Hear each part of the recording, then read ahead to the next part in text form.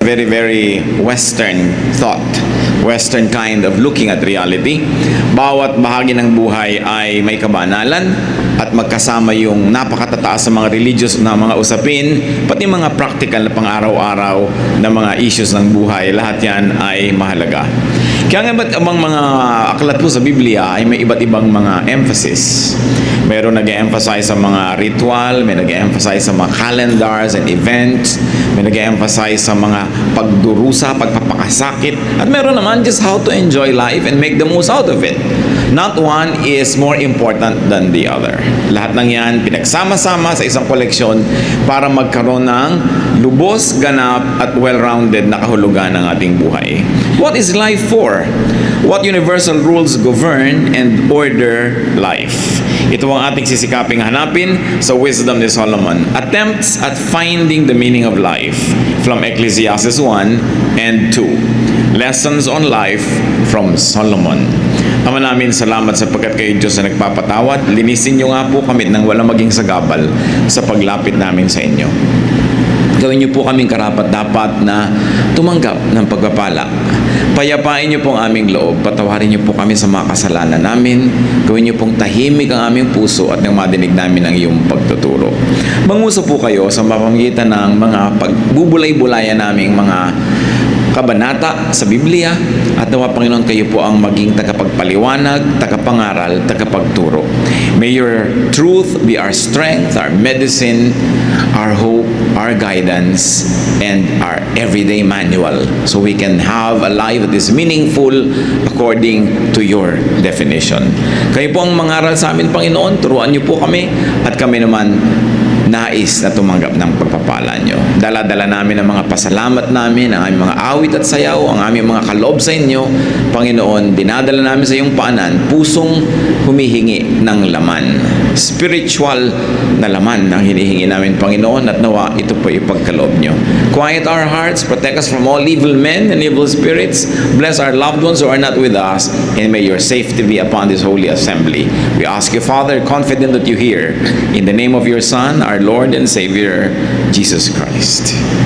Attempts at finding the meaning of life. We're going to have a panoramic review of these two very important chapters in a very, very practical book in the Old Testament. Ecclesiastes 1:1. The words of the teacher, son of David, king in Jerusalem. So the book is known to have been written by Solomon. Kung hindi man lahat ay sinulat niya, mayroong part dito na kinolekta niya at isinama niya sa body of wisdom na ito na tinatawag na Ecclesiastes, which means the teacher. Verse 2, meaningless, meaningless, says the teacher. Utterly meaningless, everything is meaningless. A very misunderstood word in the Bible, this meaningless. What is the writer's theme? That nothing makes sense. It is what really might be used as equivalent of meaningless, or in other versions they say vanity, vanity. And later on we're going to deal more about what it means to have anything as meaningless. Verse 3. What does man gain from all his labor at which he toils under the sun? A very important question. Lahat ng tao may ginagawa. Merong magmamadali, merong mabagal, merong malaki ang ginagawa, merong maliit, pero lahat ng tao, meron siyang adhikain, meron siyang prinsipyo, meron siyang mga bagay that he dies and lives for. But the question here means to discover, to uncover the significance in what people do. Bakit mahalaga po na makita natin ang kahulugan ng ginagawa natin? Kasi kukonti ang oras natin sa mundo. Madami sa ating mga waking moments, inuubos natin sa ating ginagawa. Sulit ba ang pag-ubos natin ng panahon? Kuminsan kung bata ka, hindi mo pa iniisip na kukunti ang panahon because you think you have life ahead of you. Pero pagka tayo ay lumampas na sa katanghaliang tapat ng buhay, nagsisimula na nating ma-realize na maiksi ang buhay. Madaling mabawi ang buhay, dapat ang pinag-uubusan ng panahon yung may katuturan at may halaga. Yung meaningful as against meaningless. Verses 4 to 7, Ecclesiastes chapter 1. Generations come and generations go, but the earth remains forever. The sun rises and the sun sets and hurries back to where it rises.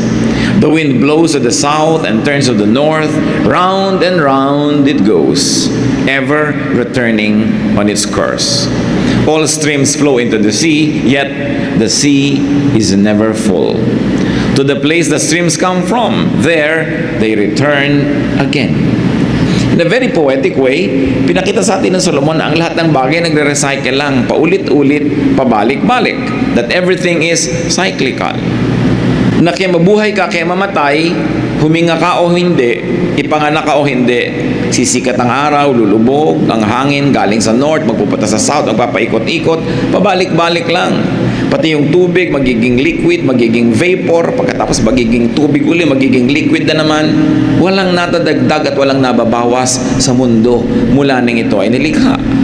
People do not make a dent on life. People don't make a dent on the world. Kahit yung mga kuminsan napakaganda ng mga sibilisasyon, mga lungsod na ginawa, nakikita natin kinain uli ng gubat, bumalik uli ang dati. In fact, yung mga halaman, hayaan mo lang yan, huwag mong pigilin, tatakpan niya uli tayo lahat. Kita niyo yung mga tulay, mga bubong, tinutubuan ng halaman, pag di mo binubunot, mga alulod, babalik uli sa lahat. Kahit anong pagsisikap ang gawin mo, babalik at babalik ang lahat. Ecclesiastes 1:8, all things are wearisome, more than one can say. The eye never has enough of seeing, nor the ear its fill of hearing. Hindi naman doon nasasatisfy ang tao. Hindi nabubusog ang mata kahit kailan. Hindi nabubusog ang tainga. Lahat laging kulang, gusto pa, more, more, more. So ano po ang isa sa mga lesson dito na mahihinuha natin? That having more is not the answer. Coming from a king, the observation reveals that one may have all the resources but still not get satisfied. Sabi niya, the ear never has enough of hearing. Dumating na ba sa point na sobrang nadadinig yung musika na ayaw nyo na makinig? Dumating ba sa point na sobrang maganda na ang nakita mo, ayaw mo nang tumingin sa maganda? Hindi, lalo ka pang tingin ng tingin at lalo ka nagagandahan, lalong kulang at kulang at kulang.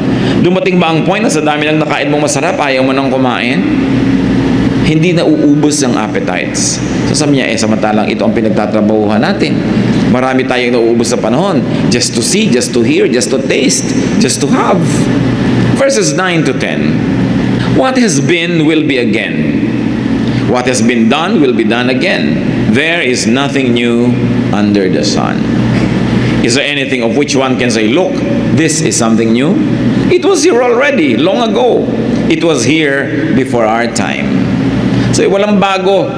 Yung mga discoveries, kaya nga discovery yun, ibig sabihin, nandun lang yun, may takip, natanggal mo yung takip, nakita mo, na-discover mo. Pero nandun na. Even inventions, walang bago. Inventions are nothing but rearrangement of old rules and old formula.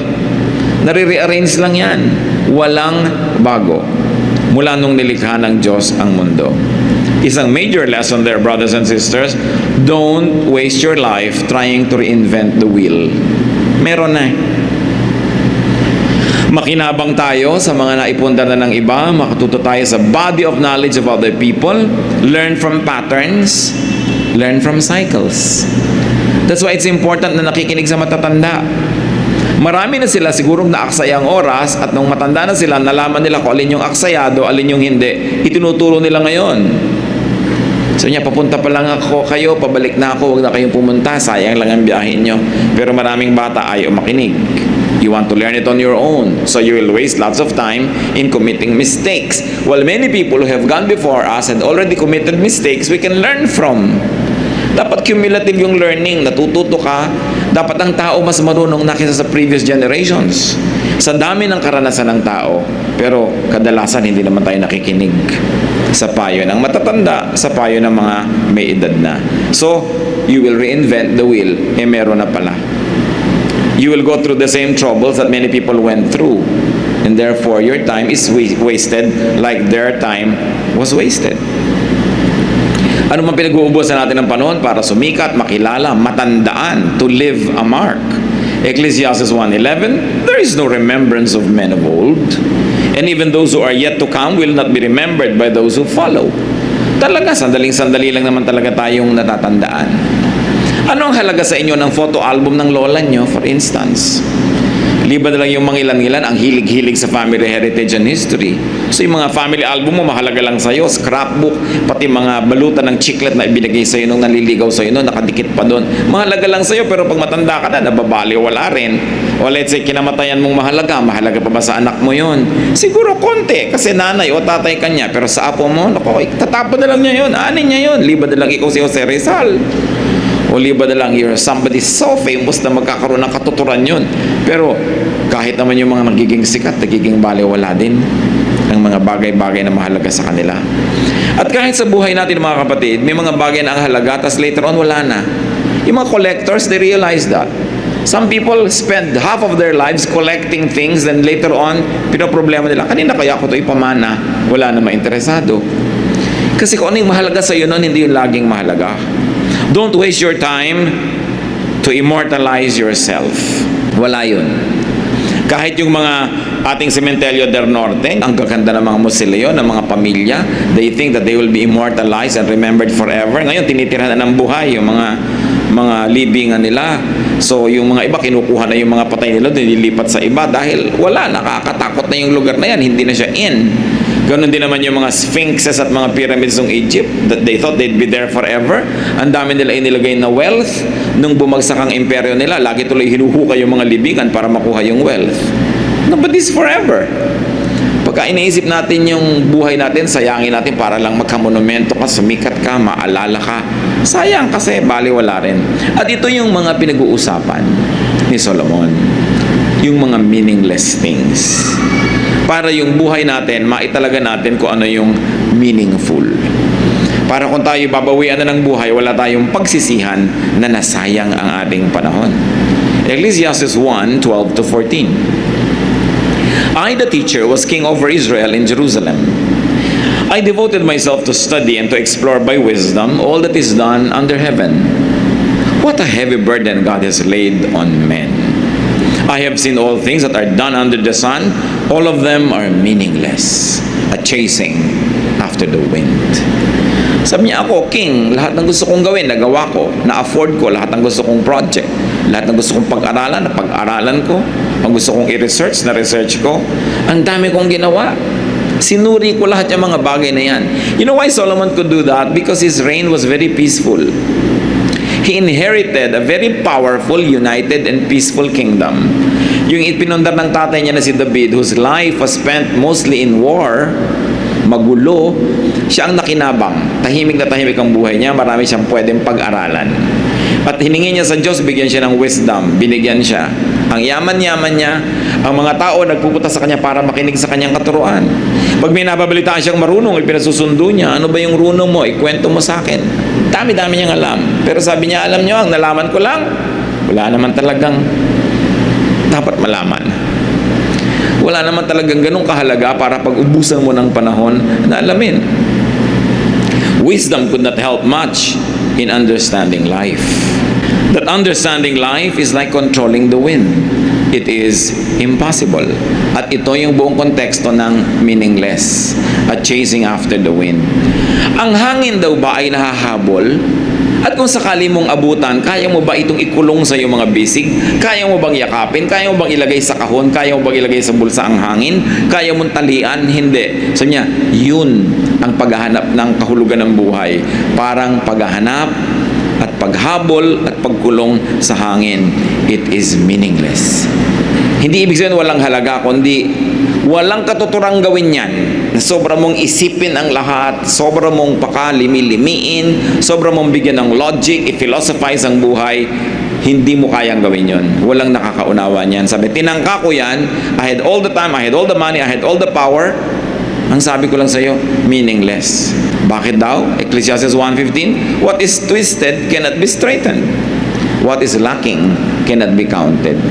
Kahit pag-ano kakarunong, sabi ganun, yung liko, hindi mo maituwid-tuwid. Yun yung ang dami-dami mga doktor, marunong sila na masamang manigarilyo, pero naninigarilyo. Pero marunong, di ba? Maraming mga, alam nila yung theory, pero hindi naman nila magsunod-sunod. Alam nila. At dahil alam nila, lalo lang lumalala ang kanilang discontentment dahil walang magawa yung alam nila.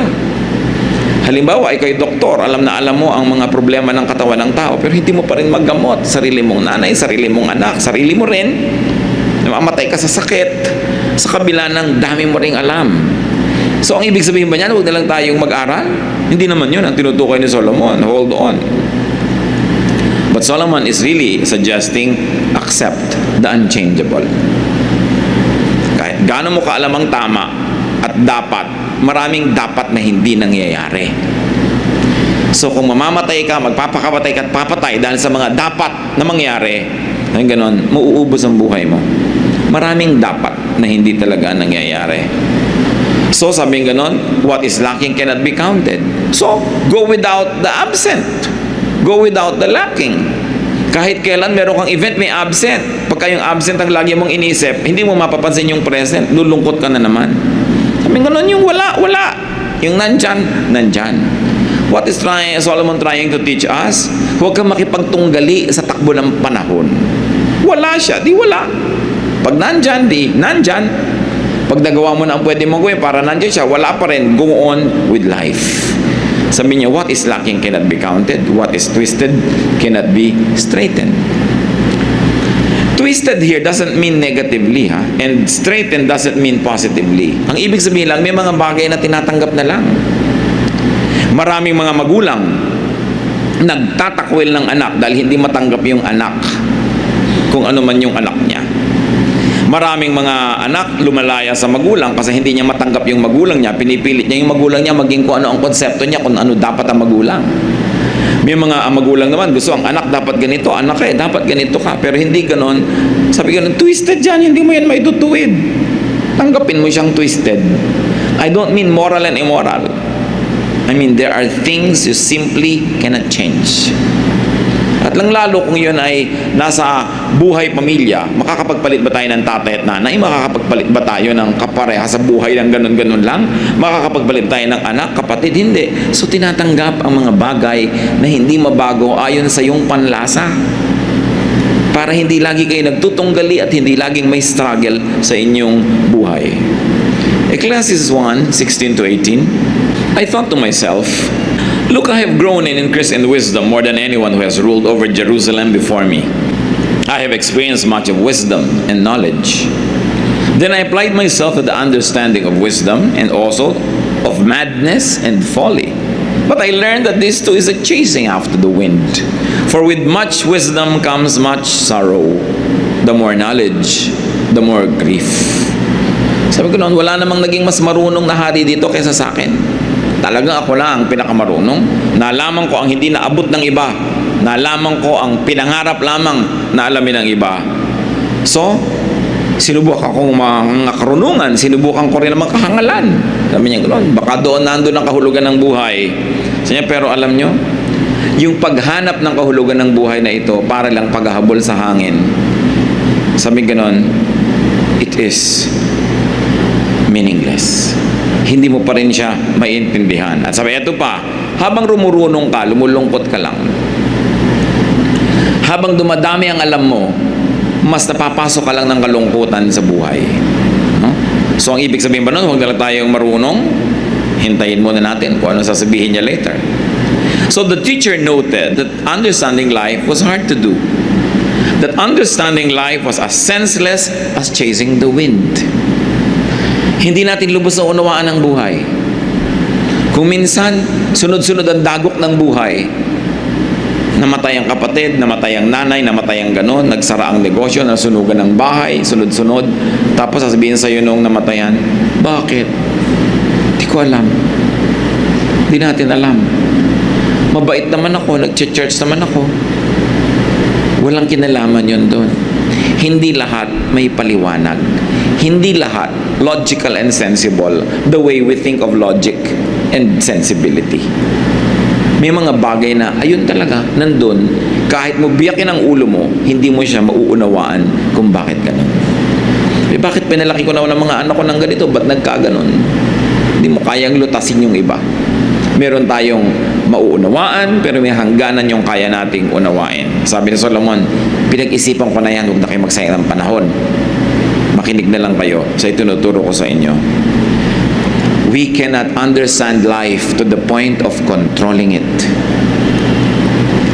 Hindi niya minamasama na unawain ang buhay, pag-aralan ng buhay. Pero para mo unawain ang buhay, nang sa ganon, makontrol mo ang outcome nito. Sabi niya, that is a chasing after the wind. It cannot happen. You can never know the mysteries of life enough that you can master its direction and its outcome. Willing ka na gawin ang kaya mong gawin, tapos tanggapin mo kung ano ang magiging bunga nito, plus bunga ng iba't iba pa mga elemento na beyond your control. The teacher noted that more knowledge leads to more pain, or more exposure to pain, to suffering, or for capacity for both pain and suffering. Talaga, malaking burden na maging marunong. Mahirap. Lalo responsable ka. Pagka nga responsable ka, matutulog ka lang sa isang hotel, hinahanap mo pa yung fire escape, nasa may fire escape nito. Yung mga responsable, tulog na lang eh. Bukas, pareho din naman kayo nagising, ikaw pa itong nabawasan ng tulog. Yung mga sobrang responsable, nakasaksak pa ba ang plancha, babangon pa yan, bubunutin yan. Yung mga iba, they don't even care. Napakarami mga tao, ang sarap-sarap ng buhay dahil mangmang, dahil tamad, dahil hindi nag-iisip. Yung iba, inaalala, paano kaya ang enrollment ng anak ko next year? Hindi na ba pagkatulog? Yung iba naman, bukas na enrollment, ngayon pa lang talaga naghahanap, ngayon pa gagawa ng paraan, at nagtatabaan pa nga. Sabi ko, alam nyo, sobrang nag-iisip, sobrang responsible, hindi naman ibig sabihin, mas magiging maayos ang buhay nyo eh. Hindi naman ibig sabihin, mas sasaya kayo. No? Pero sinasabi rin ni Solomon, to be foolish and to be wise, pareho lang yan, pareho lang kayo mamamatay. Pero mas mabuti na rin wise. Sabi niya. Ecclesiastes 2, 1-3. I thought in my heart, come now, I will test you with pleasure to find out what is good. But that also proved to be meaningless. Laughter, I said, is foolish, and what does pleasure accomplish? I tried cheering myself with wine and embracing folly, my mind still guiding me with wisdom. I wanted to see what was worthwhile for men to do under heaven during the few days of their lives. Sabi niya, nung nagpakarunong-runong ako, lumungkot ako. Isipin niyo kung aalamin niyo lahat ang nagdurusa, ilan ang may sakit, sinong mga iniwan ni ganito, sinong mga ulila, nilungkot talaga kayo. Pag nagso-social work kayo, makikita nyo lahat ng suffering, lulungkot talaga kayo. Mas masarap pa yung pag may bagyo, lagi nasa mall, enjoy ng enjoy. Ikaw naman na lumalangoy-langoy sa baha, nakikita mo lahat ng pagdurusa. Sino sa inyong dalawa sa palagay mo tutulog ng mas maimbing? No? Sabi niya, pero mas mainam pa rin yung wise, mas mainam pa rin yung godly. Sabi ni Solomon, pero dahil lumulungkot ako at yung dumadaming nalalaman ko, sinubo ko naman, sabi gano'n, na magsaya, maglasing, magpakasarap sa buhay, sabi gano'n. Pero tatandaan nyo, may wisdom still guiding me. Hindi naman ako todong nagwala, sabi niya gano'n. Pero tinikman ko, sinubukan ko lahat, pati mga kahangalan ng mga taong hindi ako sang-ayon kung ba't gano'n sila mamuhay. Baka may alam silang hindi ko alam.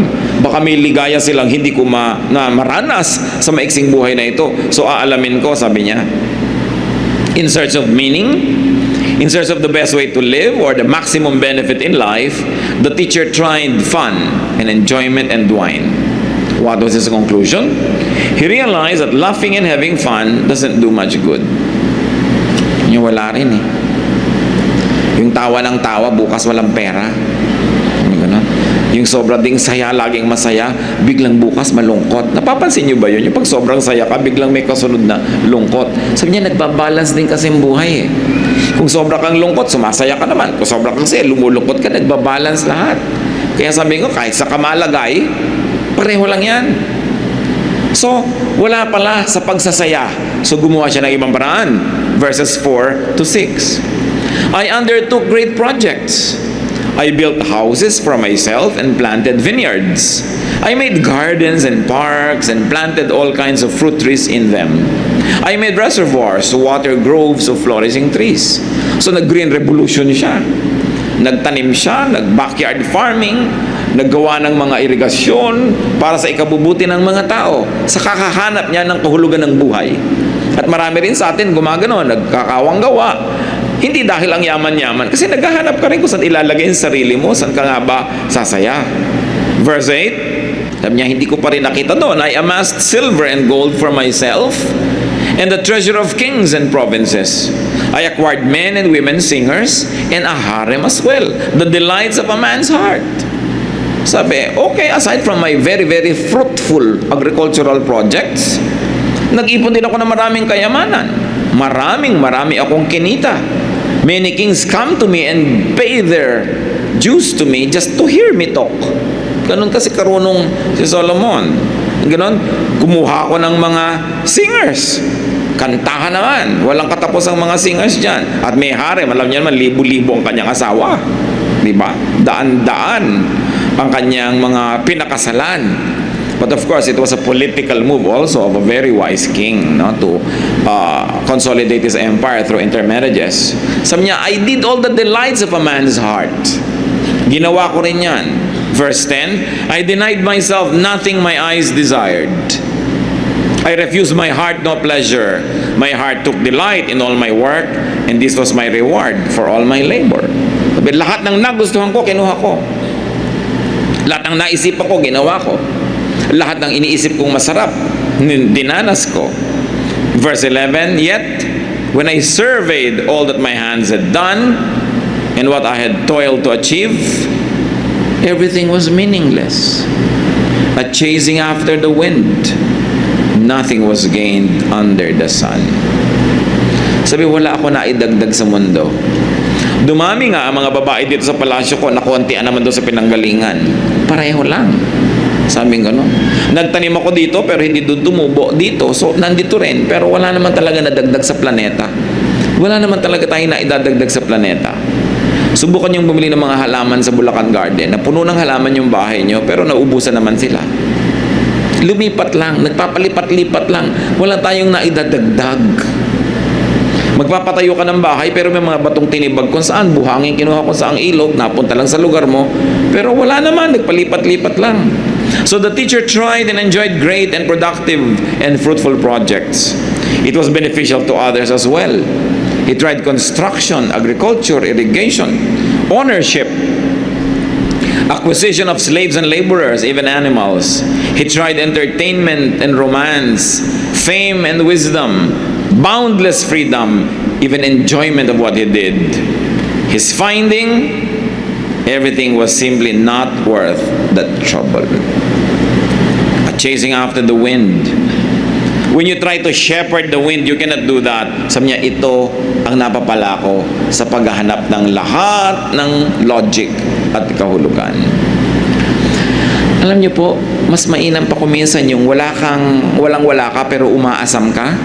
Kesa nasa iyo ng lahat, tas hindi ka masaya at hindi mo na malaman kung ano pang aasamin mo. Mas nakakalito yun. Yung walang-wala ka, alam mo yung gusto mo. Minsan tuwang-tuwa ako sa mga wage earners. Kapag nagka 1,000 lang ako, alam niya kung anong gagawin niya. Pag nagka 5,000 ako, alam ko kung anong gagawin ko. Yung nagkaroon ng konting bonus, wow, kain na sila sa kung saang restaurant ng pamilya niya. Nagkaroon lang ng 2-day holiday, alam nila, pupunta sila kung saan. Pero yung ang dami-daming pera who can go anywhere, saan nga ba tayo pupunta? Ano bang gagawin natin? Ano bang bibili natin? Ewan ko kung marami na sa inyo nakakaranas sa ganung level na sa dami, hindi nyo malaman ang gagawin. Pero kung nararanasan nyo yan, alam nyo ang tinutukoy ko. Mas mahirap yung meron kang resources at hindi mo alam kung anong gagawin mo kaysa sa wala, tas alam na alam mo. At least may goal ka. May hinahangad ka, may inaasam ka. So, litong-lito na yung Solomon. At siguro kayo rin. Kano nga bang mapapala natin dito sa Ecclesiastes na to? Chapter 2, verses 12 to 17. Then I turned my thoughts to consider wisdom and also madness and folly. I saw that wisdom is better than folly, just as light is better than darkness. Kita niyo na yung sinasabi niya, huwag pa rin tayong pumili ng foolishness. Yung mas mainam pa rin, kahit pareho lang yan, iba pa rin yung wise. Iba pa rin yung nasa panig ka ng katuwiran. Verse 14, the wise man has eyes in his head, while the fool walks in the darkness. But I came to realize that the same fate overtakes them both. Then I thought in my heart, the fate of the fool will overtake me also. What then do I gain by being wise? I said in my heart, this too is meaningless. For the wise man, like the fool, will not be long remembered. In days to come, both will be forgotten. Like the fool, the wise man too must die. So I hated life, because the work that is done under the sun was grievous to me. All of it is meaningless, a chasing after the wind. So niya, alam nyo, mas mainam yung matalino ka kaysa hindi ka matalino, righteous ka kaysa unrighteous ka. Pero ito sabihin ko sa inyo, matalino ka matindi, righteous ka man, pareho lang kayo mamamatay. Sabi niya. Kaya ito naman, konsolasyon nung hindi masyadong matatalino, ay, mamamatay ka rin. Sabi niya dun sa matalino. Sabi niya dun sa mayaman, mamamatay ka rin, no? Nakakaroon siya ng konsolasyon. Pero yun namang mayaman na, sabi niya, anong napala ako? Ano napala ako sa pagpakatalino? Pareho lang kaming mamamatay nung hangal na yan na naglalakad sa labas. Di ba? Minsan donyang-donya ka, ang bango-bango mo, ang yaman na yaman mo, tapos yung maid mo, pareho lang kayong mamamatay eh. Ganon. So ano nga ba talaga ang pinagkaiba? Ano nga ba ang special sa buhay? The teacher realized that wisdom and foolishness are both meaningless. They're almost the same. But though wisdom and foolishness are both meaningless, sabi niya, wisdom still better. Why? Because wisdom is on the side of godliness, of God. Namamatay kang masama, mabuti na yung mamatay kang mabuti. Namamatay kang gutom, mabuting mamatay kang busog. So kahit pare-pareho tayong namamatay, meron pa rin namang advantage yung nag-iisip at yung may katuwiran. But the wisdom is better, both the wise and the foolish die and experience the same things. Lumulungkot din ang mayaman tulad ng mahirap. Nagkakasakit din yung mayaman tulad ng mahirap. Masakitin pa nga madalas. At namamatay din yung mayaman at sabi, pareho lang kayong malilimutan. Nakita nyo, gaano ba karami natatandaan natin sa mga pharaoh? Gaano ba karami natatandaan natin dun sa mga hari at mga reyna na may mga magagandang puntod? Pareho lang. Nung mga natumbal na lang dyan sa gilid ng daan at tinubuan ng damo at nakalimutan na siya ng mundo. So the teacher began to hate life. Sabi niya, nawalan ako ng gana sa buhay. Or you might want to say, the teacher began to love life less. Again, this sad realization could be brightened up if one didn't take life seriously. Sabi niya, masyado ka kasing serious, masyado mong iniisip, kaya tuloy nababahala ka. Mag-isip ka lang nung dapat mong isipan, yung iba, huwag mo na silang isipin. Ecclesiastes 2:18-19, I hated all the things I had toiled for under the sun, because I must leave them to the one who comes after me. And who knows whether he will be wise man or a fool. Yet he will have control over all the work into which I have poured my effort and skill under the sun.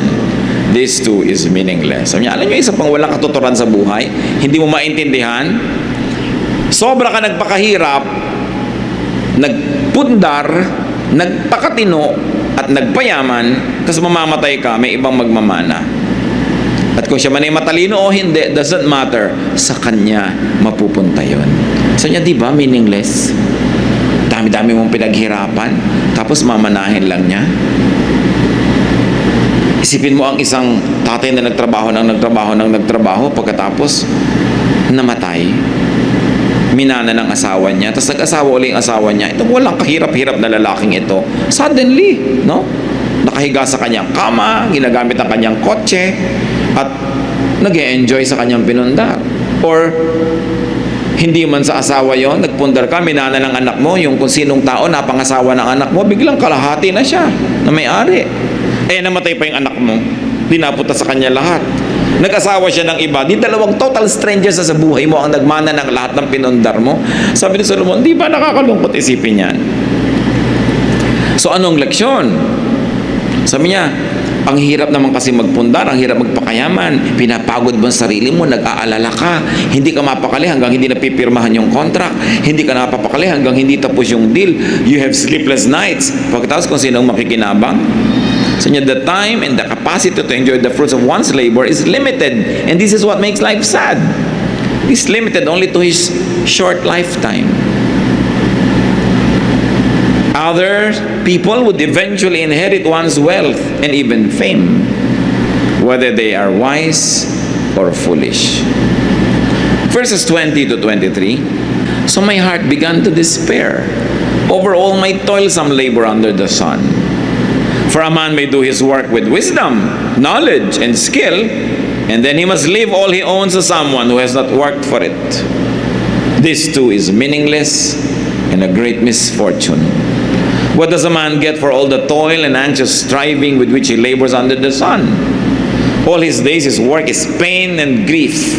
Even at night his mind does not rest. This too is meaningless. Kaya yung kasabihan na the first generation works hard to put it up, the second generation enjoys it, the third generation sells it.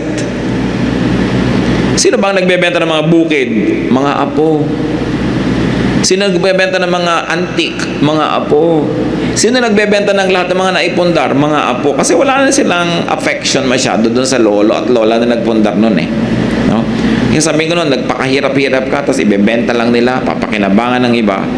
So the teacher's study and realization depressed him. Tinatanong niya, bakit nga ba kailangang iwan ko sa iba ang pinaghirapan ko? Mga mana. Siyempre, pag sinabing hard work, it includes actual labor and the anxiety that goes with it. Pagka nagtatrabaho ka, hindi lang pagod ang iyong katawan, pagod din ang isip mo, nag-aalala ka, marami kang iniisip, marami kang stress para maipasok mo ang kabuhayan. Tapos nagkaroon ka ng ulcer, nagkaroon ka ng mga sakit, kung ano-ano nangyari sa'yo. Tapos mamamatay ka ngayon, mamanahin ng iba. Kadalasan, lugi ang nagpundar. Lugi. Luging-lugi. Katulad nung naghirap halimbawa ang asawa sa Saudi Arabia, ibibili ang asawa ng mga kwintas at kung ano-ano mga ginto-ginto. No? Talagang halos masubsob sa lupa sa dami ng suot na alahas. Kasi sabi daw, investment.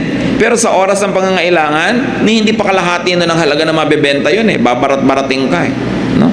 Meron bang nakabenta ng alahas sa oras ng pangangailangan na tipak ang benta? Laging palugi. So lugi yung nagpundar.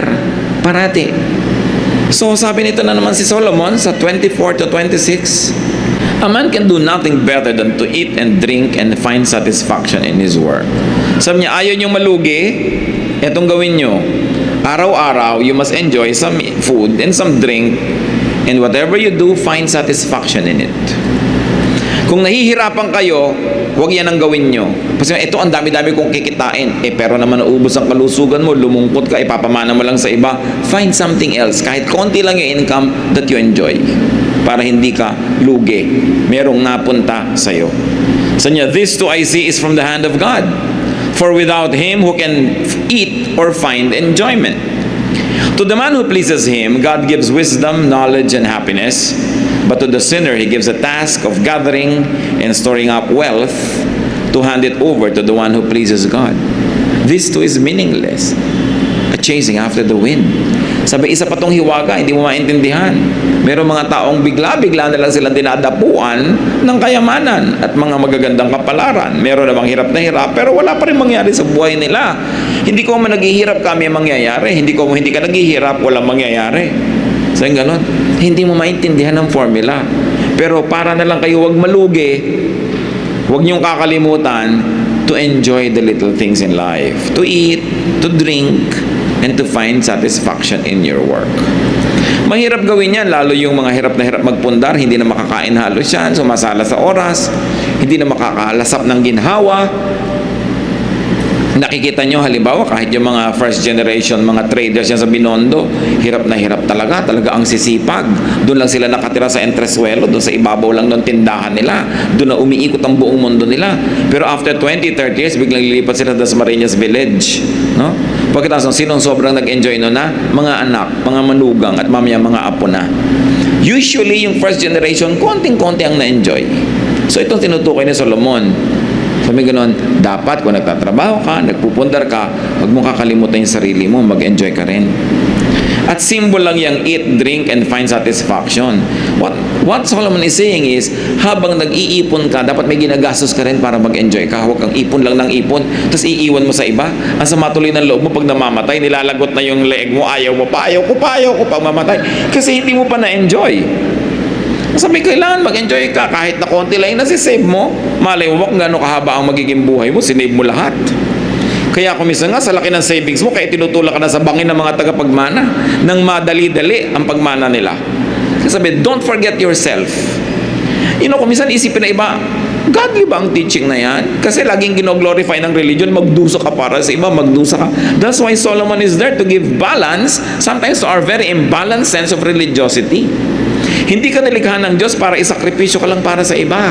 Bagamat, maraming magagandang sakripisyong nakakabuti sa iba, pero kailangan minamahal mo rin na yung sarili.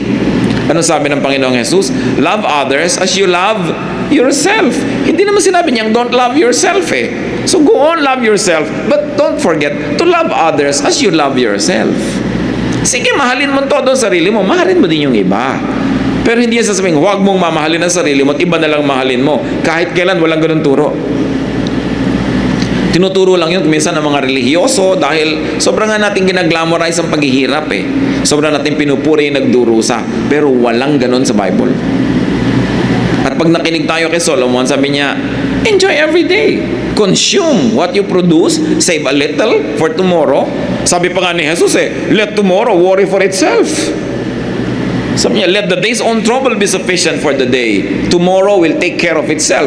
Mas extreme pa nga si Jesus tungkol dyan eh. Sabi niya, nandun pa rin ang Diyos bukas. Magtatrabaho ka ulit, magkakaroon ka na naman. Pero hindi naman masama mag-ipon ng konti, pero wag yung wala ka nang na-enjoy ngayon, inipon mo na lang lahat. Because that is not the way to live. And since you can no longer enjoy the fruits of your work beyond earthly life, what should you do? Enjoy them now. At present, live in the present. Ang daming magulang ang pagdurusa, mapag-aral lang ang anak. No? Hindi na kumakain na masarap. Mga magulang sa probinsya, buong semestre, nagdidildil sa asin. Uuwi ang anak pag semestral break, kukunin lahat yung inipon nila. Tapos text ng text. Gusto pa ang mga cellphone, mga mahal. Tapos gimmick ng gimmick ang pagdurusa ng mga magulang. Pwede mong gawin yan. Pero kung talagang sobrang hirap nyo, di mag-working student siya, bakit mong gagawin siyang prinsipe at prinsesa? Tapos kayo, wala nang ginawa kundi tiisin ang buhay nyo. Diba? Na wala na kayo nakaing masarap. Pagkatapos biglang nag-asawa, nalimutan ka na. Para wala kang regret sa buhay. Kasi pag inilagay mo lahat yung, ilalagay ko lahat sa kanya, total, mamahalin niya ako. Paano kung di ka minahal? Habang buhay ngayon, pagdurusa at pagsisisi ang laman ng puso mo, sama ng loob. Kaya sabi ko, meron ka, meron din ako. O meron ka, meron din ako. We've got to learn to love ourselves also. Why? Because life is a gift from God to be enjoyed. It is not a ministry to suffer from. While yes, there are worthwhile ministries in life, but you were not created by God just for ministry. You were created by God because God loves you and God likes you to have fun, to enjoy life. At the same time, to do good. Balance. Hindi one way. Because you can never carry your treasures of the grave. Enjoy the simple, affordable, and available pleasures of both consumption and production. And this is where Solomon is very profound. Iniisip ng marami ang enjoyment sa consumption lang. Di bali, magtrabaho tayo na magtrabaho, mahirapan tayo na mahirapan. Sa weekend naman, may day off tayo at mag-enjoy tayo. Hindi yan ang tinuturo ni Solomon. Ang tinuturo niya, paski yung Monday to Friday na nagtatrabaho ka, dapat enjoyan mo yan. Kasi, yung Monday to Friday last week, hindi na babalik ever. Kahit mag-enjoy ka sa Saturday and Sunday, yung Monday to Friday mo na hindi ka enjoy, nalugi ka na rin. Paano natin gagawin yon? Unang-una, sa abot ng ating makakaya, do work that you enjoy. And of course, if you are being paid to do something you enjoy, you're actually playing. You're not working. So dapat tayo, habang lalo na yung maaga pa lang nagsisimula ng karir, ibagay nyo sa inyong mga taste ang gagawin yung trabaho. Kahit merong mas malaki ang kita pero hindi kayo enjoy, doon na lang kayo sa moderate ang kita or less pero enjoy kayo. Kasi bawat oras na nandun kayo, meron kayo enjoyment kaysa puro kayo pagtitiis at pagdurusa. At kung kaya nyong kumawala sa mga ginagawa nyo ngayon na hindi kayo enjoy, then kumawala kayo. Sa bahay halimbawa na hati-hati ang trabaho, ayaw na ayaw mo maglaba pero enjoy ka mamalansya, makidil ka sa isang kapatid mo, o ikaw maglalaba, ako mamalansya. Para pareho kayong enjoy kasi gusto na niyang nilalaro-laro yung mga bula-bula, saya-saya niya pag naglalabas siya. No? So, hanapin mo yung gusto mo at yan ang gawin mo. Sinasabi ni Solomon, huwag lang yung nagdurusa ka lang dyan. Because work must be enjoyed as an end in itself.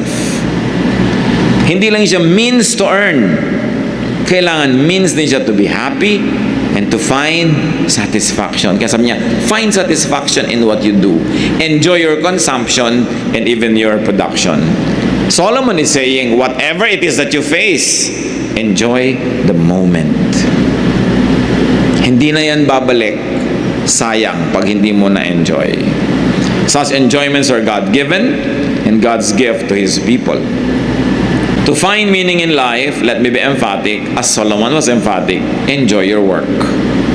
The process, the environment, the workmates, the benefits, the challenges, and the fruits.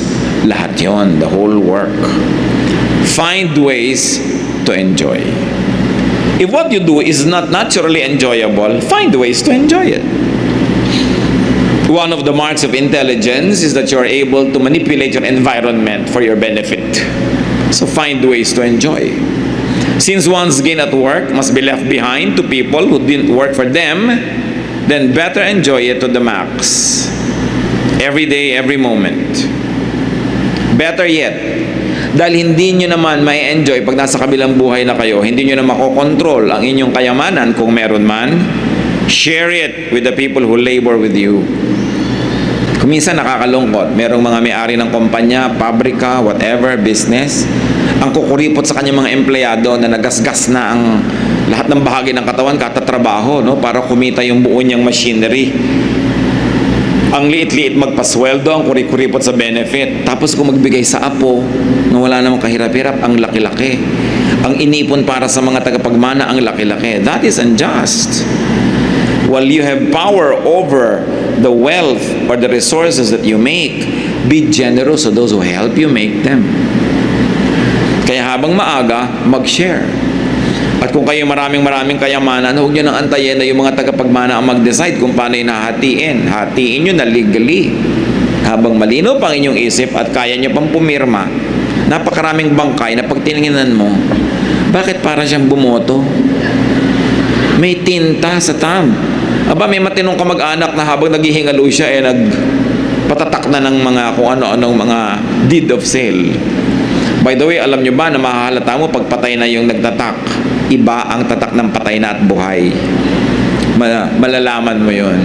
Kung nanghihina ka na, may kumukuha na ng kamay mo, nilalagyan na ng tinta, wala ka na magawa. So, kailangan gawin mo yun habang kaya mo pa. Alam niyo po yung mga gulo-gulo ng pamilya because of the mga will, no? Magsulat lang kayo ng isang page. Ito ang aking last will and testament. Ganito gusto kong mangyari dyan. Tapos pirmahan nyo. That is binding.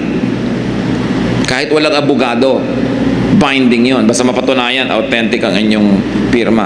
Kung napapirma nyo pa ang dalawang witnesses, lalong mas binding. Dinaan nyo pa sa abogado, mas binding pa. Pero huwag kayong mag-iiwan ng gulo. Kasi kadalasan, ang gulo-gulo nyo mga hatian na yan dapat ayos. Granting na may hahatiin, at may paghahatian. Ngayon kung utang, mas mahirap naman yan, utang pang iniwan ninyo. Profit sharing is important. So, increase natin, bigyan ng benefit, bonuses sa mga workers. Huwag lang ipamana sa apo. Bulag na pag-ibig dahil lang apo mo o anak mo, dun mo na ilalagay, hindi mo naman katulong sa paggawa ng kabuhayan na yon. Dapat mas bukas ang iyong puso dun sa mga katuwang mo, kahit pa nga mo sinusweldohan ang mga yon. Ano pa pag ginawa mo yon, it will give you more return in terms of gratitude and affection, goodwill, inner satisfaction, and definitely God's pleasure.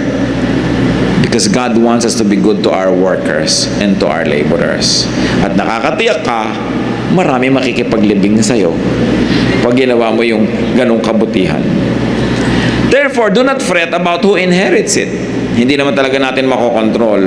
Huwag nyo nalang sobrang damihan. Produce and enjoy in your time, then let go when it's time to go. Dahil nagawa mo na at ayos ang iyong sambahayan. Isa sigurong lesson dito mga kapatid, do not produce too much money. And let me emphasize this other half of my sentence, at the expense of your peace and enjoyment. Huwag kang sobrang mag-produce, ikaw na to yung nagka-ulcer-ulcer, nagkagulo-gulo, nagkalubog-lubog, nahirapan. Make it easy on yourself. Make and get only what you need for a lifetime. for your time, or even for a day. And if things seem meaningless, find their meaning and give them meaning. Pag lagi mong hinahanap kung anong kahulugan ng buhay, hindi mo naman makita, di ikaw ang umimbento ng kahulugan. Ano ba ang kahulugan ng buhay na gusto mo? Ano ba ang magandang kahulugan ng buhay na hindi naman sasalungat sa nakasulat na salita ng Diyos? E di, imbentuhin mo ang kahulugan mo. Ano ba ang kahulugan sa'yo? Masayang buhay sa'yo?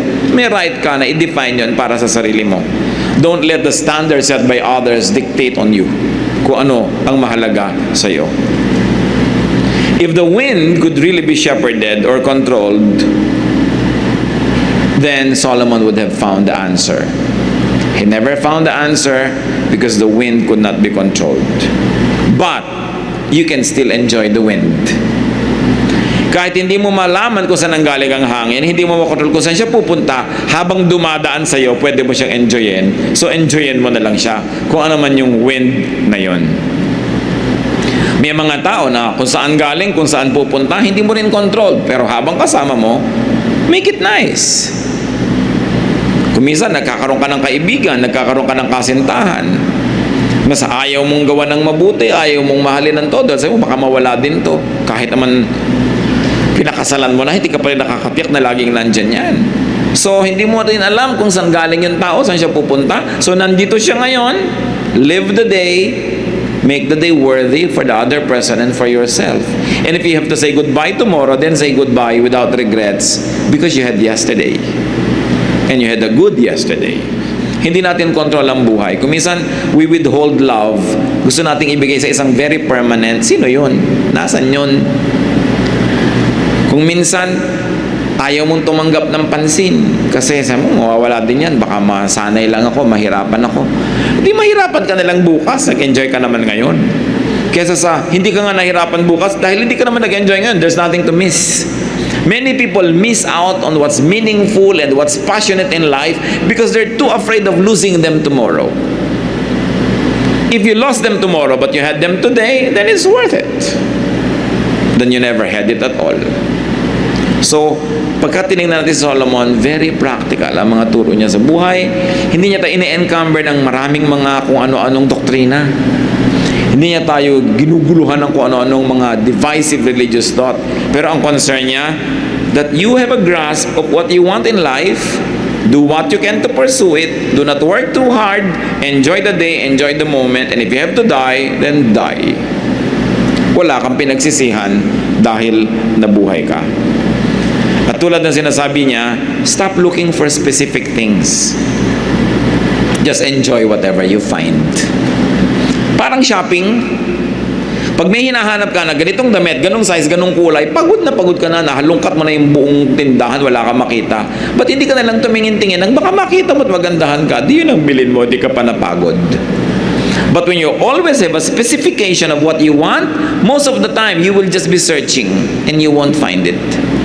So why don't you just open your eyes to things that are not nice, that you never even imagined to have existed? Because they can also give you happiness. Yung maraming masyadong requirement, bihirang sumaya. Madalas bigo, kasi susukatin nila ang lahat sa kanilang inaasahan. They are not ready for surprises. And when pleasant surprises come, they are not even ready to appreciate it because they're fixated on their specifications. Dapat marunong tayong mag-adjust. What cannot be straightened, cannot be straightened. What is absent, is absent. So you make do with those who are present. And in all your work, do it for God. Do everything as if God wants you to do it. Because everything we do can please God if we do it with all our heart. If it is godly, and of course it is good. 1 Corinthians 10:31, whatever you do it all for the glory of God. Kung saan ka man ngayong station nalagay sa buhay, complete man o incomplete ang happiness mo dyan, do it with feelings. Do it well. Do it as unto the Lord. And you will find joy in it. Because God will let joy flow into your life. Because God loves a cheerful worker. Hindi yung nagdadabog, naiinis, because you will be blinded by your emotion and you won't see what is nice in life. So walang conclusion ng ating pag-aaral. Tatangkain nating basahin pa ang iba pa mga books ng Ecclesiastes. Napaka-importante na hold your conclusion and let's just let Solomon carry us. Timing. So accept what time offers. Enjoy the season, enjoy the moment, that there's a time really for sadness, for happiness, a time to die, a time to live, a time for every business under heaven. That we should be ready for beginnings and endings and even other new beginnings. We also have realized that everything passes. Lahat lumalampas. So kung mahirap man yon, just endure the moment, lilipas din. At kung maganda yon, huwag palipasin ng hindi natamasa at nalasap ang ganda nun. Life and God are both too wonderful to be fully understood. Kaya dapat sakyan mo lang ang buhay. Kung ano yung nandyan, lalo yung hindi pwedeng baguhin. Pagpapatuloy natin ang pag-aaral at ngayon pupunta tayo sa chapter 4 ng Ecclesiastes. Minabuti nating huwag lagyan ng pamagat kasi ang daming topics under it. Kayo na lang mag-isip kung anong pamagat nyo na bagay sa inyong pangangailangan ngayon. Ama namin sa langit, salamat sapagkat kayo Diyos na nakakaunawa sa amin. Sa paglapit namin sa iyo, patuloy kaming humihingi ng pagpapala, guidance, correction, but most of all, forgiveness for all our sins. Marami kaming nagagawa, Panginoon, hindi namin dapat ginagawa. Marami kaming dapat gawing hindi naman namin nagagawa. Sa aming mga sobra at kulang, patawarin niyo po kami. At nawa, ang inyo pong malinis na puso mapa sa amin sa pamamagitan ng inyong kabutihan. Nawa, Panginoon, turuan niyo po kami maging very, very productive moment ang aming pagbubulay-bulay at hinihingi namin kayo mismo, O Diyos, ang maging tagapagsalita. Marapatin mong maging daluyan ng iyong mga salita ang iyong lingkod. Pero kayo, Panginoon, ang nais namin marinig. So speak with power in your splendor and majesty. Heal us, deliver us, empower us, strengthen us, guide and correct us, enlighten us, and set us free because of the wisdom of your words. We ask you, Father, to protect us from lies and falsehood. Ilalayo niyo rin kami sa gawa ng masasamang tao at masasamang espiritu. At itinatagubilin din namin sa iyo mga mahal namin sa buhay na kayo rin ang magpala sa kanila. Lalong-lalo yung mga hindi namin katabi, hindi namin kasama sa sandaling ito. Give your blessings to our bodies that we may be strong and healthy, Lord, and alert. And bless our minds, bless our hearts, so that such can be your habitation. In the name of Jesus, your Son, our teacher, Lord, and Savior, we pray. Ecclesiastes 4:1. Again I looked and saw all the oppression that was taking place under the sun. I saw the tears of the oppressed, and that they have no comforter. Power was on the side of their oppressors, and they have no comforter. Isang observation ito ng sumulat ng ating guro ni Solomon na napakaraming kaapihan, napakaraming kalungkutan, napakaraming karahasan ang nangyayari noon, ngayon, at sa lahat ng panahon.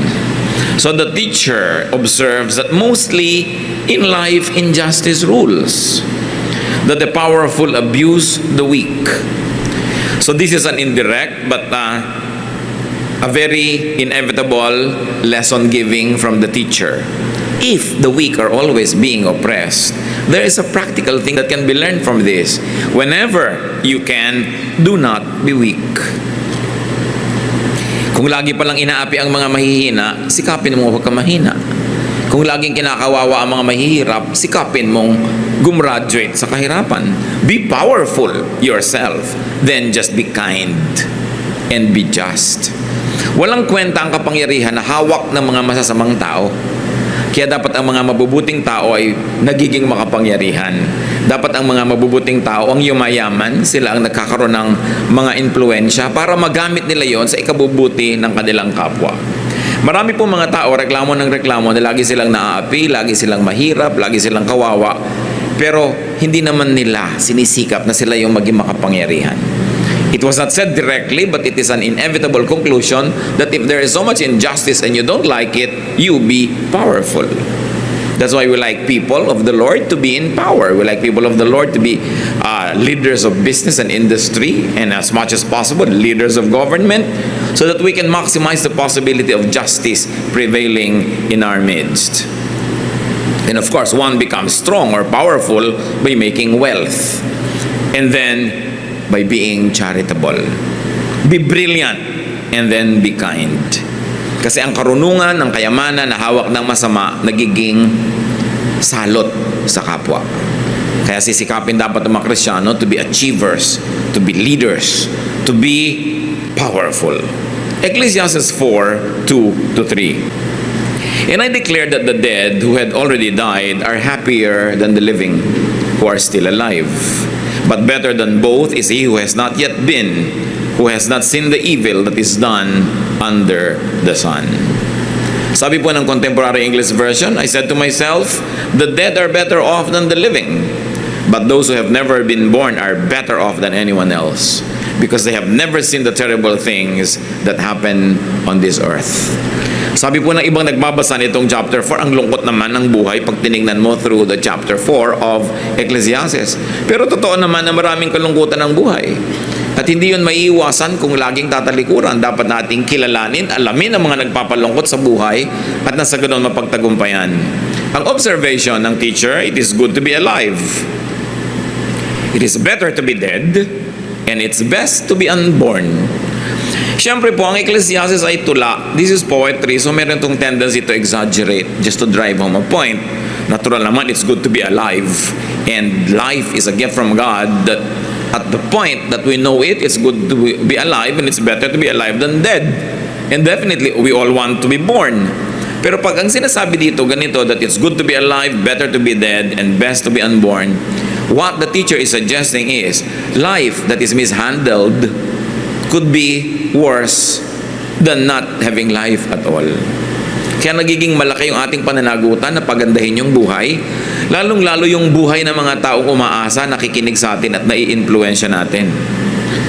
Pero sinasabi dyan, ang isang indirect teaching that the human spirit exists before and after earthly life. Kung mabuting mamatay at nawawalan ka naman ng existence, bakit bubuti yun? Kaya sinasabi natin, to die is gain. To live is Christ, it's good.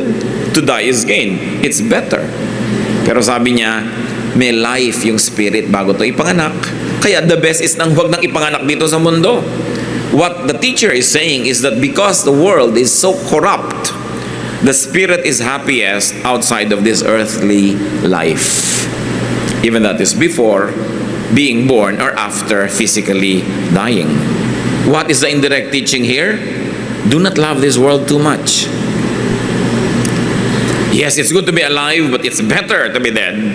Sabi nga, invest ka not to be born at all. Hindi ka mababahiran ng kasalanan ng mundo. Yung spirit mo nandun lang sa kabilang daigdig. Pero moot and academic for us to discuss that dahil ipinanganak na tayong lahat. Ang mahalaga na lang, make the most out of life and make sure that you go to God in your eternal life. There is a better world out there. There is a better world after this. Otherwise, Solomon will not be able to say, it's better to die. Ecclesiastes 4:4. And I saw that all labor and all achievements spring from man's envy of his neighbor. This too is meaningless, a chasing after the wind. Sabi niya, alam mo lahat ng ginagawa ng tao, ginagawa lang naman yun dahil naiinggit siya sa kanyang kapitbahay. So he observes that people work hard, people set high ambitions and achieve just to outdo others. Di ba? Kahit yung mga athlete, bakit sinisikap mo na makalangoy ng mabilis, makatakbo ng mabilis, makatalo ng mataas para ma-beat mo yung record? Ginagawa mo yun para matalo mo ang yung kapwa. Mabuti sana ng mabuti para madaig mo yung dati mong sariling performance. So marami nag-aaral para matalo niya yung first honor dahil second honor lang siya, kailangan siya yung maging first. Marami nagpapalaki ng bahay kahit hindi kailangan para mas malaki ang bahay niya kaysa sa kanyang kapitbahay. Maraming bili ng mga gamit na hindi naman kailangan para matalbugan niya yung kanyang mga kakilalang meron ding ganung gamit. Paliitan ng bewang kasi mas maliit ang bewang ni kumare, kailangan mas maliit ang bewang mo. Ganyan, pahabaan ng buhok, paputian kasi kailangan mas maputi ka kaysa dun sa labanos. So, hindi natatapos ang paghihirap ng tao. At sabi ni Solomon, this is meaningless. Why? Because we only wear ourselves out. Napapagod lang tayo. Ano naman ang mapapalamon ay ikaw ang pinakamagandang babae sa balat ng lupa.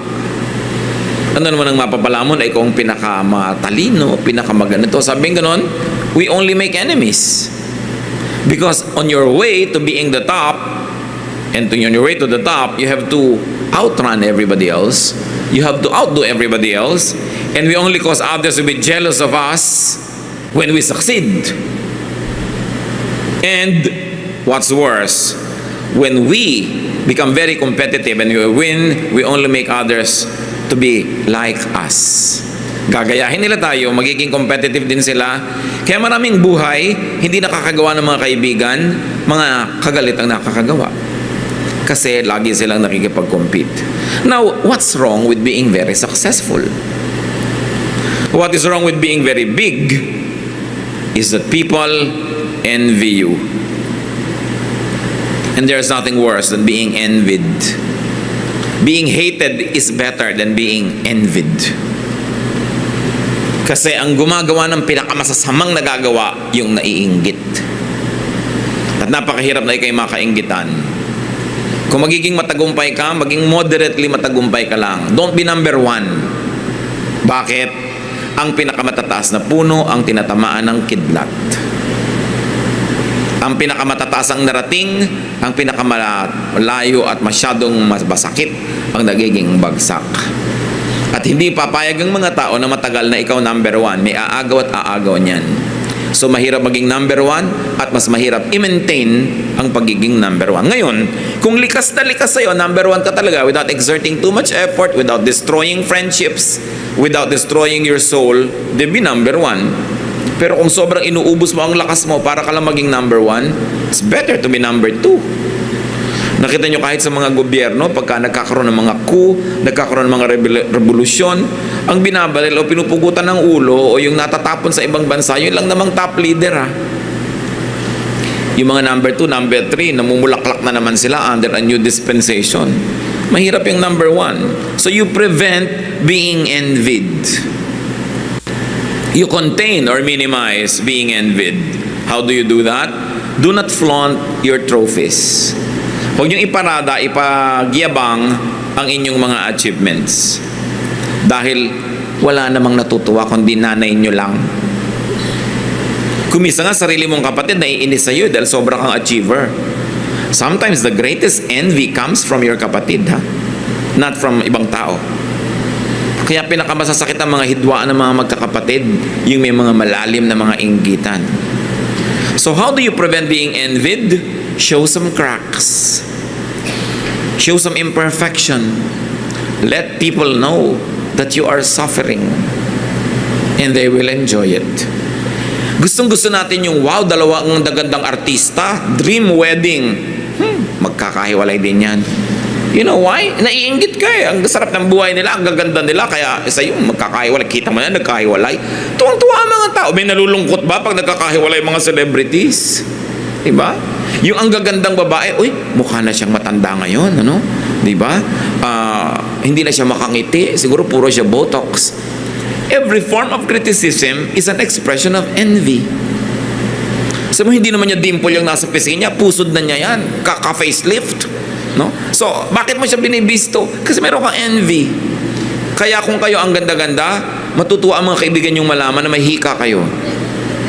Ang ganda niya pero may hika. You know, at least hindi ka na masyadong babatuhin dahil may hika ka naman eh. Pero kung ikaw are living a perfect life, people will hate you. Kaya nga may nabasa akong t-shirt, don't hate me just because I'm beautiful. Because it can really happen. So it's very, very important that when you're really achieving, huwag niyong i-flaunt. Pag yung anak mo laging honor sa eskwela, kung mo kailangang ikwento sa buong yung family reunion, walang matutuwa. Lalo yung mga pinsan niyang bagsakan ng bagsakan. Regalo naman, regalo sa school yan. Sila nagregalo ng bakod, kaya honor yan. You know, hahanapan ka lagi ng istorya. So, never be perfect, even if you were. Because the world will hate you. No? So, lay low. Huwag kang tumanggap ng lahat ng mga bato ng mga tao. Mali yung sobra kang nagpapasikat. No? Yung mali yung sobra kang nagpapakita ng very nice life na naisin ng tao, malungkot ka rin tulad nila. Ecclesiastes 4:5-6. The fool folds his hands and ruins himself. Better one handful with tranquility than two handfuls with toil and chasing after the wind. Sabi niya, alam nyo, you know, mabuti pa na isang dakot na lang ang blessing mo, pero tahimik ang buhay mo, pero kesa 2 dakot, tas ang gulo-gulo ng buhay mo. Sabi, puro ka paghahabol sa hangin. It is a big folly not to work and to starve and to be needy. That's why the fool folds his hands and ruins himself. But it is another folly to work too much for more, but needless food anyway. Dapat alam ng tao kung kailan tama na. Kaya sabi, mabuti pa, konti lang yung hawak mo, pero payapa ka, kesa ang dami, pero magulo. At karamihan yung sobrang daming hawak, nagpapagulo talaga yan sa buhay. At hindi naman kung dumami ang pera mo, ibig sabihin dadami yung savings mo eh. Kasi dadami ang hihingi. Dadami ang mangungutang. Dadami ang aasa sa'yo. Ang ending mo rin kulang at kulang. Masama ka pa nga matapos ka magbigay ng pagkarami-rami. Sabi, huwag masyadong damihan. Katulad kung may asawa ka, nagtatrabaho abroad, nagkaroon na kayo ng konting kinita, konting savings, konting puhunan, tama na. Kasi papatagalin mo siya ng papatagalin doon. Lalo ka lang hihinga ng mga kamag-anak mo. Kasi computed nila, pati exchange rate, no? Nung pera na kinikita ng asawa mo. Little food, whatever food may be, enjoyed in peace is better than much food earned from overwork, or earned from envy, or earned from making others envious. Yung bahay mo na hindi pinakamalaki sa bayan, tama na yun. Besides, too much food will only make you fat. So too much blessing will only make you miserable. Ang dami mong babantayan. Kung may isang bahay ka, tama na, naging 2. Dumadami binabantayan mo, naging 3. Pag may bagyo, ang dami mong tatawagan, ang dami kang katiwalang kakausapin, nagugumuguho ba yung bintana, natatanggal ba yung bubong, tapos wala namang ginagawa yung mga bantay mo doon, kundi sumalakay at sila yung magparty sa mga bahay mo. It's pointless to have so much more than you need. Kaya sabi ni Solomon, magpakatalino kayo. Hindi laging mabuti na sobrang daming hawak. Hindi na kayo mapapahingan yan. Ecclesiastes 4:7-8. Again, I saw something meaningless under the sun. There was a man all alone. He had neither son nor brother. There was no end to his toil, yet his eyes were not content with his wealth. For whom am I toiling, he asked, and why am I depriving myself of enjoyment? This too is meaningless, a miserable business. And that's why, because many people overwork. Many people overproduce beyond their needs. Yung binigay niyang example, tao na wala namang umaasa sa kanya at wala naman siyang mga kamag-anak, trabaho pa rin siya ng trabaho. Maraming ganun eh, walang tigil ng katatrabaho, lampas na sa pangangailangan nila. At meron naman mga nagtatrabaho pero hindi nila ine-enjoy yung kanilang pera. Merong ang dami-daming pera, ang dilim-dilim ng bahay, ayaw malang magbukas ng ilaw. No? Ilaw na lang ng cellphone ang ginagamit. Dahil nakakatipid. Puro tipid ng tipid. Bakit ka pa nga naman nagpakahirap kung hindi mo i-enjoyin yan? At kung meron ka na ng pangangailangan mo, why work so hard at the expense of your personal freedom or liberty or happiness? Meron ako mga kilalang may mga very successful businesses. Tinatanong ko, bakit ayaw nyo ipa-franchise? Ba't ayaw nyo magtayo ng maraming branches? Sabi, kontento na kami dito, masaya na kami. Sasabihin siyempre ng mga business-minded, ay pambihira naman itong mga ito. Pero sila, masaya na sila eh. Bakit pa nila dadagdagan? Gugulo daw. Isa dyan yung The Original Buko Pie sa Los Baños. Di ba talagang pila-pila mga bumibili dyan? Pero pag dumilim, sara na sila. Kumikita tuloy lahat yung katabi. No? Padalangin nila, magsara na sana yung The Original para kumita na yung mga nasa tabi. Kasi matutulog na sila. Kung saan nila magpahinga, marunong silang kung kailan yung hanggang gusto lang nila. Hindi yung nasasakim ka na magdagdag pa tayo sa Alabang, magdagdag tayo sa Anilao, Batangas. Tapos ang dami mong binabantayan, ang daming taong kumukupit tuloy sa'yo, ang daming taong nag-i-strike, ang daming reklamo. Bakit maguguluhin ang buhay mo? Meron naman kasi may goal kaya sila dumadami. Meron din yun na magandang dahilan. Pero ang iisipin mo lang, ano ba ang gusto ko sa buhay? Anong kailangan ko? And am I already overpaying with time, with labor? Tama na ba dapat? What is important is to work only for what you need. Work only for what your loved ones need. At huwag na tayo magkolekta ng sobra. so that you have time to enjoy what you have already collected. Moderation is always being taught in Scripture. Sa katunayan nga, ayaw ng Panginoon ng sobrang nagsisiguro sa malayo pa. Katulad nung pag umuulan ng tinapay mula sa langit, ang utos ng Panginoon sa mga Israelite, nung siya nagpapaulan ng manna in the desert, get only what you need for the day. Kasi uulan sa umaga, kuhanan sila ng mga kakainin nila. Ngayon, yung iba, dinadamihan nila, yung lampas pa sa kakainin nila. Nung gabi, nabulok na, inuod. Kasi sabi ng Panginoon, magpapaulan ulit ako ng blessing bukas. Ba't kailangan nyo itago yan? Kaya there is so much poverty because many people hoard. No? Yung kailangan na ng kapwa ngayon, hindi mo maibigay dahil nire-reserva mo pa sa next month. Now, hindi masama na meron kang konting paglalaan sa future, pero alam mo dapat kung hanggang saan lang yun. Kasi baka mamaya sobrang inilaan mo, nagdamot ka na sa kapwa, hindi ka na rin nag-enjoy, tapos bigla ka namatay, saan pupunta ngayon yung inilaan mo na yun? Kailangan talaga dyan yung act of faith. Na nananali ka, na nandun pa rin ang Diyos bukas. Yung Diyos na nag-bless sa'yo ngayon, magbe-bless pa rin siya bukas. Although alam mo rin dapat na kung uso ka ngayon, malaki yung harvest ngayon, samantalahin mo rin yun dahil hindi laging ganun ang panahon. Marunong ka rin, pero yung moderation, kailan tama na. Nobody can tell you, kayo lang dapat ang manalangin at isettle yung hanggang saan ang tama na. Ecclesiastes 4:9 to 12. Two are better than one because they have a good return for their work. If one falls, his friend can help him up. But pity the man who falls and has no one to help him up. Also, if two lie down together, they will keep warm. But how can one keep warm alone? Though one may be overpowered, two can defend themselves. A cord of 3 strands is not quickly broken. Mabuti daw yung dalawa kaysa nag-iisa. Alam niyo lalo yung mga trabaho nung araw, ba naglalagari kayo, ang haba ng lagari, may tao doon sa kabila, naghihilahang kayong ganun eh. Paano mo gagawin mag-isa? Nung araw, even the grinding of grain, malaki yung gilingan. So hanggang dito ka lang sa kalahati. May isang tao doon na magtutuloy patungo sa'yo. Nagtutulungan kayo laging dalawa ng dalawa. Kasi nasabi, mabuti yung dalawa kaysa isa lang, mahirapan ka. At kung natumba ka, may dadampot sa'yo. Kawawa naman daw yung tao na natumba na wala man lang magbabangon sa kanya. At sa napakaginaw na panahon, napakainam daw na may katabi ka kaysa nag-iisa ka lang. Kasi nagkakatulungan ang inyong init ng katawan. At kung may kasama ka, mahirap kang talunin kaysa nag-iisa ka lang. Ganon din daw yung mga hibla-hibla ng sinulid, pag itinirintas mo, matibay kaysa sa isa-isa. Pag hinila mo, putol. Bakit biglang pumasok sa friendship and companionship ang usapan? Sabi niya, a friend is good to have.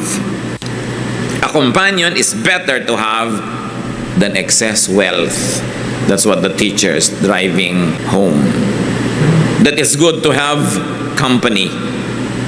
Bakit biglang pumasok yun? Kasi ang pinag-uusapan nagsisikap, yung sobrang nagko-compete, yung nag-iipon at nagkakamal ng ang dami-dami, kadalasan kasi yung naggaganon, nawawalan ng kaibigan. Yung sobrang wise ng lalamang para dumami ang uwi niya, nakakagalit pati mga kamag-anak at kaibigan. Yung laging ang gusto, mas marami siya, mas lamang siya, nasisira ang kanyang interpersonal relations. Ang sabi ngayon ng teacher, it's good to have company rather than have excess money. Kasi kung may excess money ka, nag-iisa ka, mas madali kang agawan at nakawan. Pero kung may kasama ka, kahit konti lang yung pera mo, merong tutulong sa'yo. Merong kang karamay, merong kang kasama sa iyong buhay. Of course, the implication is that money is better spent on and with a friend. That inevitably, money can buy you friends and company. What do we mean? Hindi mo naman binibili yung tao. Pero di ba, mas masarap namang kasama yung taong hindi makunat. Yung marunong maglibre, yung marunong magbigay, marunong magparaya, yun ang nagiging maraming kaibigan. Pero yung sobrang damot, lagi nalang kabig ng kabig, lagi siyang panalo, nauubos ang kaibigan nun. Kaya kung may pera ka, sinasabi lang dito, gamitin mong pera mo para ka sumaya. Pwede kang bumili ng kausap. Magkakape ka, magmemeryenda ka, nag-iisa ka, di magsama ka kahit lilibrihin. Yung isasama mo, masaya ka naman. Nagkakausap kayo, nagkakatawanan kayo kasi hindi ka naman kayang patawanin ng pera mo sa pitaka. Magbabiyahe ka, bumili ka ng kasama. Halimbawa, magtutur ka mag-isa. Paano ka naman nung kumakain ka mag-isa, naglalakad ka mag-isa? Ngayon, maggastos yung may kasama, pero iba naman yun. May kasama ka naman, kaysa ang dami-dami mong pera. So sabi niya, mahalaga yung may kaibigan, mahalaga yung may kasama pag maginaw, mahalaga pag may kasama ka na natumba ka. And ang relation nun, dun sa pera, dun sa pag-achieve is, huwag kang masyadong ganid. Huwag kang masyadong selfish, huwag kang masyadong makasarili. At nang sa ganun, magkaroon ka ng mga kaibigan. Kasi lalayuan ka ng mga tao pag nakakahalata sila na lagi kang lamang, lagi kang matuos, lagi ka nalang panalo, nobody will like you. And friends help us when we fall. Company gives comfort. Friends give security and strength. The sudden shift to the importance of friends is of course motivated by the teaching that love of money can drive friends away. Love of money can drive relatives away. Love of money can make enemies for you. Only people can love you back.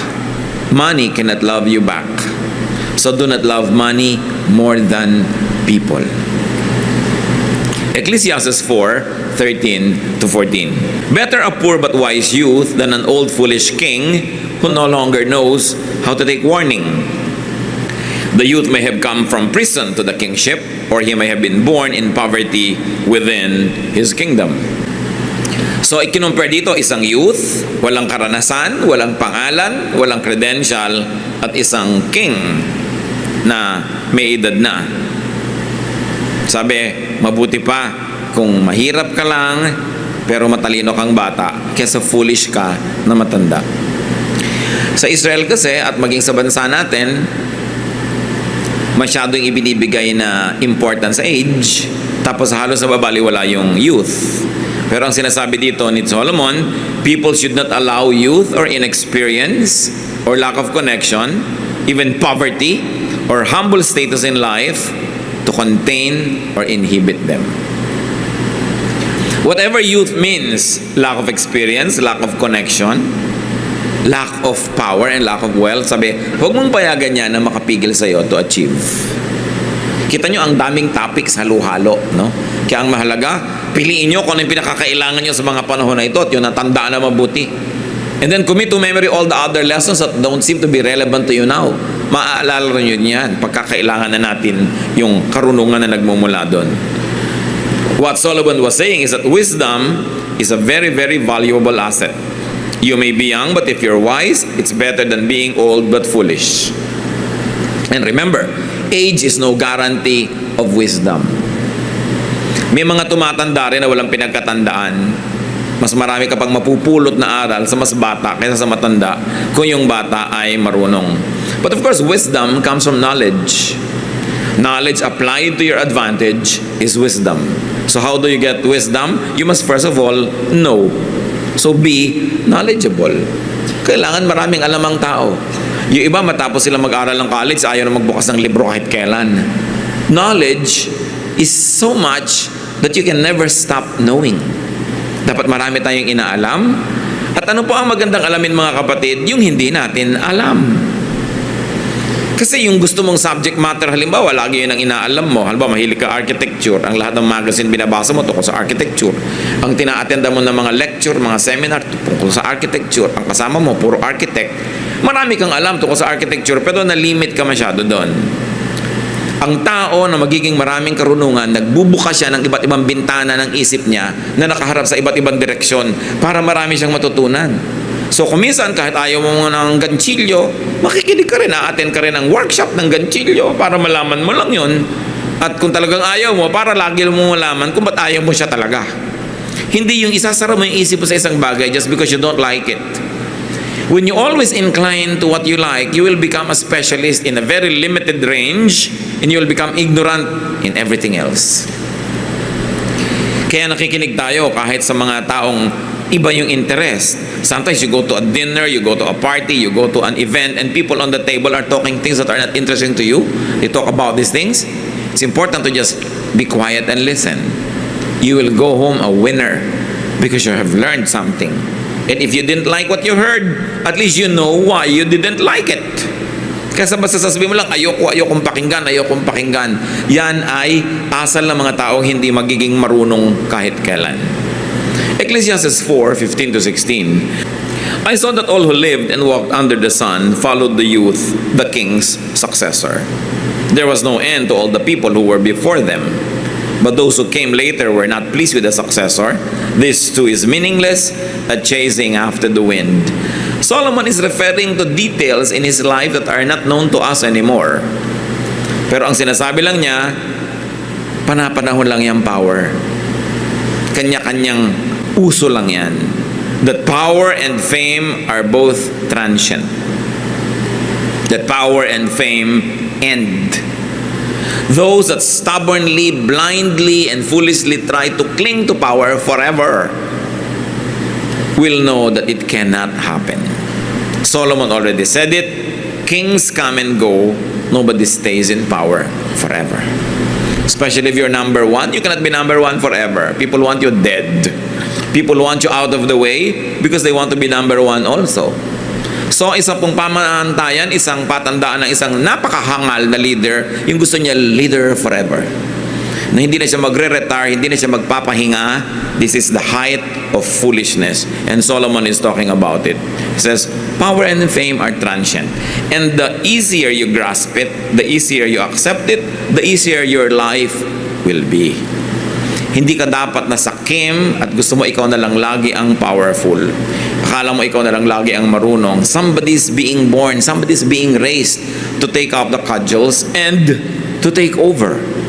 Na ang isang mahalagang ibinibigay ng tao sa sarili niya, lalo kung siya ay mataas ang posisyon, dapat magkaroon din siya ng pahinga. Hindi laging siya ng siya.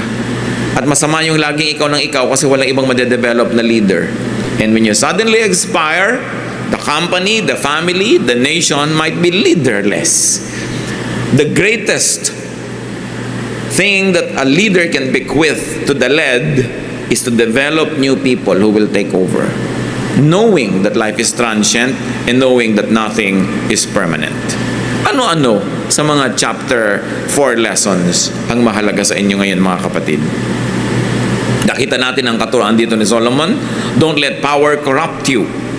Don't let power hurt your eternal spirit. Don't let money or fame or anything that you value hurt your relationship with the people that matter in your life. Maraming mga tao nabubulagan. Nakikipagkagalit sa sariling magulang dahil lang sa isang material na bagay. Mga kapatid, nagsusumpaan, nagtatalikuran dahil lang sa mga mana o dahil sa pinaghahati-hatian. Marami mag-aasawa, pinag-aawayan lagi, pera. No? Minsan pati nagmamahalan, mga magkakaibigan, nagkakasiraan. Solomon is saying no. At the end of your life, what's important are the people who surround you when you breathe your last. People who will visit your grave, or people whose grave you get to visit. Ang lahat ng bagay nawawala, hindi dapat ipinagpapalit ang relasyon natin sa tao at lalong-lalo yung relasyon natin sa Diyos. Certainly, we have lessons to learn from this chapter. Ama namin sa langit, nagpapasalamat kami na sa napakarunong nitong si Solomon, na binigyan mo siya ng karunungan na pati kami hanggang ngayon nakikinabang. Ituro mo sa amin, Panginoon, yung mga malalalim na application, pati mabababaw na application ng mga sinabi niya. Hindi naman siya tatawaging pinakamatalinong tao at binigyan mo ng pinakamalalim na runong kung hindi naman tama talaga ang sinasabi niya. So Lord, ang hinihiling namin ngayon, isang spirito na mapagpakumbaba, spiritong marunong para umunawa ng pagtutuwid. At kung may mga ginagawa kaming Lord, tama, ayon sa wisdom na ito, salamat po. Nawa lalo pa naming magawa at ma-improve pa namin ang aming mga ginagawa. Mga kapatid, magbulay-bulay tayo. Kahit isa lang na lesson sa chapter 4, sulit ang pakikipag-usap at pakikipagniig natin sa Diyos. Panginoon, gawin mo po na marunong kami. Pakinabangan namin ang runong ni Solomon para ang buhay namin mas mapabuti, maiwas at mabawasan namin ang mga mali, at maparami namin at mapalakas ang mga tama na ginagawa namin. Let's be before the Lord in a moment of silence and ask God for nuggets of wisdom that can enrich our lives.